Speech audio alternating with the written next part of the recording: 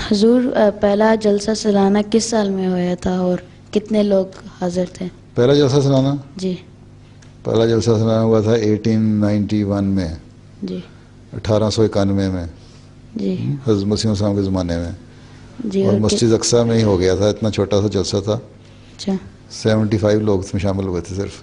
جی. اور دوسرا کوشچن تھا کہ حضرت مسیح موعود علیہ السلام نے جلسہ کیوں شروع کیا تھا؟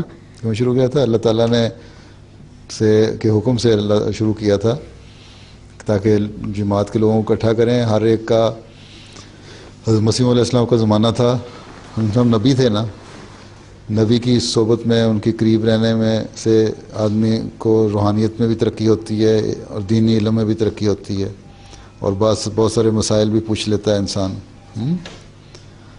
تو ہر ایک کے لیے آنا مشکل ہوتا ہے ہر وقت.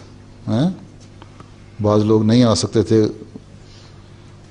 یا بعض دفعہ ایسے ماحول ہوتا ہے کہ ہر اس قسم کی باتیں نہیں ہو رہی ہوتی. تو اللہ تعالیٰ اس نے انسان کو کے دل میں یہ ڈالا تھا کہ جلسے کا انعقاد کریں 3 دن کے لیے.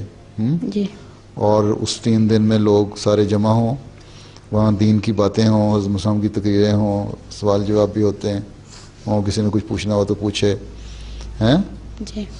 اور خالص دینی ماحول ہو، اس میں گزاریں 3 دن لوگ. اس کے لیے آپ نے فرمایا کہ دیکھو بڑا مشکل ہوتی ہے ہر ایک کا آنا، تو تم لوگ سال میں ایک دفعہ 3 دن کے لیے ضرور آؤ. اور اس کا طریقہ یہ ہے کہ سارا سال میں چاہے کوئی غریب آدمی بھی ہے نا جس کے پاس پیسے نہیں ہوتے، وہ بھی تھوڑے تھوڑے پیسے سارا سال جمع کرتا رہے، اور جب کرایہ بن جائے تو سال کے بعد اتنا کرایہ تو بن جانا چاہیے کہ گھر میں سے کم از کم ایک فرد جو ہے، 4-5 آدمی گھر کے ہیں تو 1 آدمی 2 آدمی تو ضرور آئیں اس پیسے جمع کر کے، تاکہ حضرت مسیح علیہ السلام کے قریب رہیں گے تو دینی علم بھی بڑھے گا، روحانیت بھی بڑھے گی، صحیح پتہ لگے گا، پکا احمدی ہو جائے گا. تم لوگ کیوں کہتے ہو کلاسیں جاری کرو؟ اس لیے کہتے ہیں نا ذرا بیٹھ کے اکٹھے دینی باتیں کریں.